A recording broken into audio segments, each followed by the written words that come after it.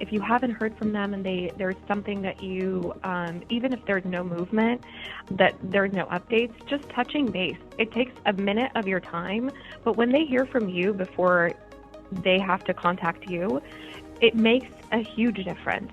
Because even just touching on, let's say, the litigation side of things, sometimes there are no updates and you really have nothing to tell the client. But at the end of the day, they still want to know that they're on your mind and their case is still on your desk.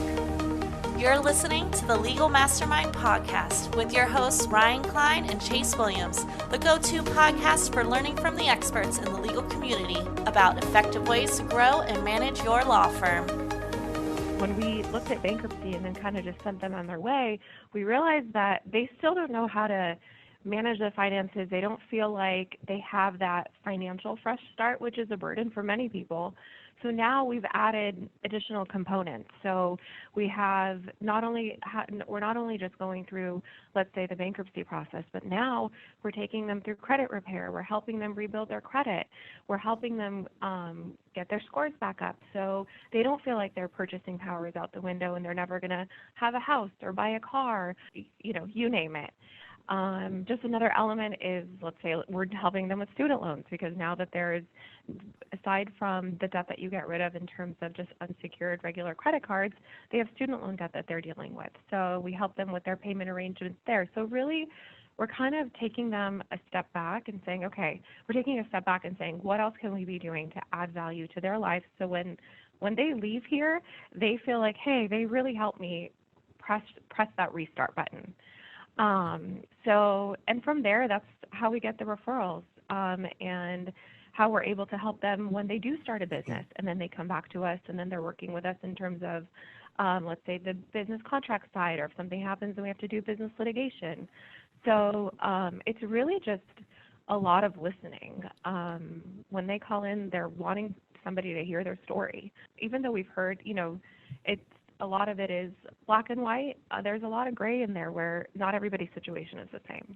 So you're providing a client experience to not just provide a great legal service and then they're done. You're creating a client experience where they feel like you're partnering with them to get them back on their feet after they have a lot of issues. Exactly. Yeah, and I think honestly, from the client perspective, and even when you look at businesses, that's what they're looking for. They're looking for a plan. They're looking for a partner. A lot of the times, some things are black and white, but a lot of things when you're in the law firm world, they're not so black and white, and you can't guarantee a result. So they just want to know that there's somebody that's on their side that has their best interests at heart and really is looking at how their situation is different from everybody else's and how you're going to maneuver around it. Because you can have a general idea of how you want to plan to go, but you have to be able to really listen to customize it for that particular client. Great. So the first thing that I want to know, especially for you, is that I think that's great and it's unique, and that you have a passion for creating the client experience. And so I kind of want to know a little bit about that start and how you kind of realize, like, hey, this is something I really want to be doing on like a bigger scope. I think early on in my career, because I was working with, it was just me and the partner that I work with, it was a solo practice. I had a lot of client contact, and I've always kind of been in the client world, or customer service world. I worked at Nordstrom before, but just working with the clients in terms of just getting them in the door, sitting in on the meetings. I was fortunate enough to have that one-on-one experience early on in my career. And as our firm grew, I did take on additional roles in terms of, more operations side, the billing side, but I realized no matter what, the most fulfilling was working with the clients and really sitting in on the meetings and helping them through it, because the attorneys are important in terms of the client relationship, but so are the staff. So I feel like having that and knowing the importance of it helped me throughout my career, just in terms of dealing with people and realizing that everybody's coming to you and they want to see a real emotion there, somebody that actually cares. So throughout my career, so I maintained just those client relationships. I was able to work with all the clients as they came into our office, and just saw the difference it made as we worked with them and were able to put customized plans together and really give them that fresh start. And even when I left, and went to a mid-sized firm, in just dealing with the partners, it's a different experience because then they become your clients.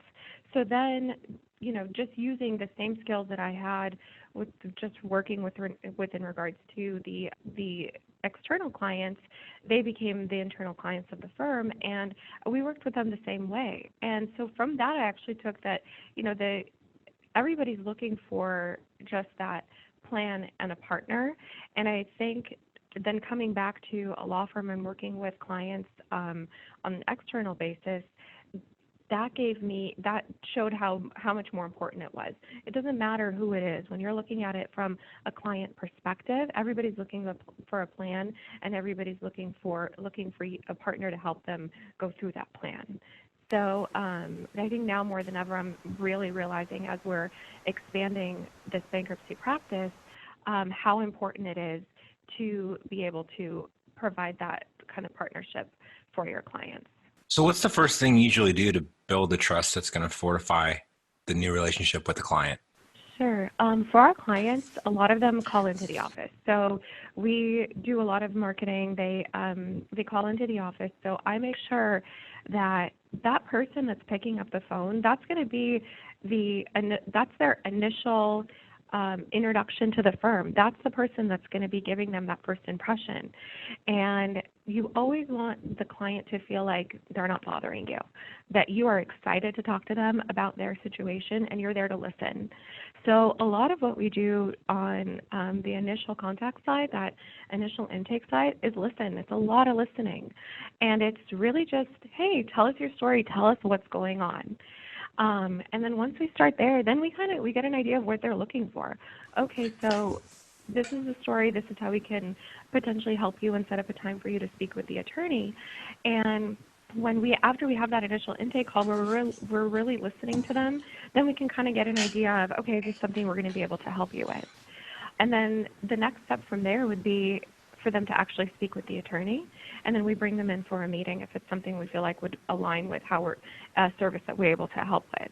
If they do come into the office, the main thing we talk about is really what their goal is throughout this whole process, because everybody's goal is going to be a little bit different. And the way that we get there versus the way they want to get there is also going to be a little bit different. Again, we just go through, okay, we know what your end goal is, we know what your situation is. Now let's work together to figure out how we're going to get there. So one thing that's really interesting, it sounds like really a lot of that first touch point, it's really listening and then really not following a specific script. Because I know a lot of times in customer service, we're looking for a script, we're looking for a process, but in your experience, you think it's better to go away from that and have that person that's answering that first phone call to really understand all the products and be able to sort of riff off of the conversation versus having like scripted answers? I think so. I definitely think so. I couldn't agree with that more. The person up at the front should be trained and have an idea of the guidelines that you need in terms of, and again, I'm speaking from bankruptcy experience, so it can be for a firm like ours, it's easier to kind of have 5 bullet points that we can touch on and what we can help out with.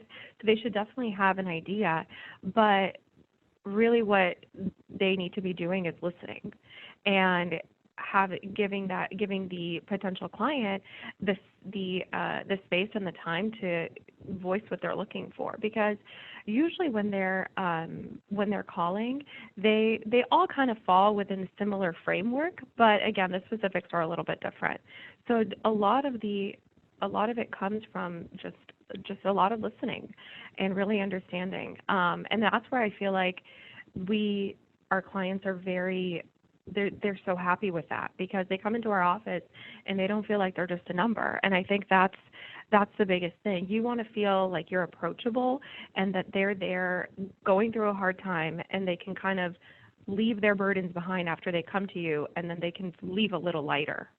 If that makes sense. Yeah, absolutely. So after the initial, so let's say your potential client comes in, you do the intake, their client experience is fantastic. They feel super confident Sure. about the law firm and the lawyer that they're gonna be working with. I think for a lot of people, especially when retaining professional services, after the initial, maybe you can call it a honeymoon, but the initial, interaction, after they retain services, a lot of people still have, a form of buyer's remorse afterwards. So Do you find that like the days after they retain you, like the weeks or couple months, that there's a way that you have to be a little bit more proactive about them still continuously feeling confident they made the right decision? I think the biggest thing is communication. So especially with, if they're calling, call them back. If you haven't heard from them and there's something that you, even if there's no movement, that there's no updates, just touching base. It takes a minute of your time, but when they hear from you before they have to contact you, it makes a huge difference. Because even just touching on, let's say, the litigation side of things, sometimes there are no updates and you really have nothing to tell the client. But at the end of the day, they still want to know that they're on your mind and their case is still on your desk and that you haven't moved on to something else, especially because there's still a little bit of work being done on cases. They're still going to get a bill from you. And that connection, it all comes together. If they're not hearing from you, if they don't hear from you for a month or two, but they're still receiving a bill from you because, there's still a little bit of work being done here and there, but they haven't had an email or a phone call, the biggest thing is just the communication aspect of things. They still want to feel like they're important and they're still high priority. Are you automating all of that, or do you believe that it should be 100% the human touch across the board? I think it should be a human touch across the board. By the way, I completely agree, and I love everything you're saying. Yay! That's what I like to hear. So besides keeping the client informed throughout the process, have you had any experiences where, just in you've been able to foster a relationship further by doing like specific things like special for clients, or, just making your firm separate? I don't know what I'm trying to get at here. Kind of like additional added value? Yeah. Like what types of additional added value are you able to deliver to clients throughout their experience of working with a firm? So for us, obviously we're dealing, I keep talking about how we're dealing with consumers. The biggest thing for us that has made a difference that we are approachable. And that is what a lot of our clients tell us separates us from everybody else. It's the approachability. We're really easygoing. When you come into the office, it's not, a lot of our clients come in and they are frantic. They have been getting collection letters, you name it. And they come into our office and we want it to be kind of like, we want them to feel lighter. So that's our differentiator, essentially, and that's what we aim to do. I mean, Tim, the partner that I work with, he does a lot of YouTube videos, and he loves videos. And I know, and a lot of attorneys, as much as they know how important it is, they don't do it as much. So he's been doing a lot of videos across the board. He actually has the camera set up in his office now. So we can do it, and there'll be short ones. So they feel like they feel the human factor before they even come into the office, and then they meet with him as well. So we just want to do, whether it's our website, whether it's the videos, whether it's them coming into the office, we want them to know that we're human too. We're not, we're not a mill. They can talk to us, and we're here to help them. And it's not going to be, it's going to be something that they can understand. And it's not so much, we want it to be, what word am I looking for? We don't want it to be a bunch of legal mumbo jumbo that they're not going to get. So we try to make it really simple and make it as easy as possible, even though it's a tough time that they're going through. This might be a little bit of a random question, but we'll give it a try. And this just like kind of popped to my head, but yeah, it's kind of hard for a law firm to oftentimes kind of gauge if they're doing like a good job with their client experience, right? It's like kind of, they can maybe do like some surveys and they can kind of like step outside and look in a little bit, but have you ever heard of or tried yourself doing any sort of like mystery shopping to like kind of see what other people are doing? Is that an effective way to kind of put things into perspective? We haven't. In terms of giving other law firms a call to kind of see what their intake process is like, or even go on their website. I mean, I wouldn't encourage it because, you're just going to end up wasting other people's time. But I'm just trying to wonder how you can put it into perspective. Like, oh, yeah, my client experience has a ton of gaps and I have to do something about it. What's the best way for a lawyer to put that in perspective for their firm? Sure. I would say within terms of taking a look at your own client experience is first start with when was the last time I talked to my clients? And I think when they take a look at, start there. If you can't do anything, right, if you can't do anything else, just at least maintain communication with them. And then once you've mastered that, I think it naturally and really, that's when it starts going towards the, okay, now we're speaking all the time or often enough to where I know what's going on, and I know what's going on from, let's say if you're talking about businesses, I know what's going on in your company, and it's not on a more global perspective. It's not just, the more often you speak, the more you can help with filling the holes that they might be feeling. So I think once you're able to get the communication going on a constant basis, then at that point you can actually start helping them. And that's when the cross-marketing falls in. That's when, and it's something that happens it happens automatically, I feel like, as you continue to speak to your clients and continue to establish that relationship and keep that constant communication, and they feel like they're top of mind, that's when they open up to you more, because that's where the emotion comes in, and they feel like somebody is on the other line actually caring about their company or their situation, and then they'll open up even more, and that's where you'll get the ideas to, this is what we should be adding to our practice, or this is how we can actually cross-market something else. So I think the bottom line is the core of everything is the communication factor. Can we talk a little bit about the process after a client, the scope of the work is completed with the client? Oh, sure. Okay. As far as like maintaining that relationship? Sure. For us, sometimes it's really, to be honest, when the work is done, the work is done. Our clients are, let's say if you're talking about our bankruptcy clients, they're going to go from basically the bankruptcy process, then they, let's say, go through credit repair. And then at that point, it's more, if they're on we have a mailing list that they could be a part of, and we send out blogs on an ongoing basis, just so we remain top of mind. But that's something that's, we send out, we do a lot of content. We do a lot of content marketing, and that's our way of, it's a touch point with clients just to stay top of mind as they move on and they have, let's say they, again, have issues, let's say with their business or whatever they might need, we still remain top of mind with them. And a lot of our clients, just from the experience that they had with us, because it's not with bankruptcy, with credit repair, we're really giving them that kind of like a second chance essentially, and it is that fresh start. They're still so excited from the experience and so happy with the experience that we get referrals. So aside from just the content marketing that we do just on our email marketing list, just to stay top of mind with them, it's just really, once they leave happy with us, we get a lot of referrals just from that.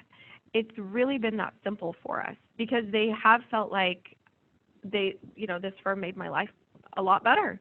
And I was so happy with them that I'm going to refer people over to them. So that's really been a core of what our business is. And that's why we like to have that.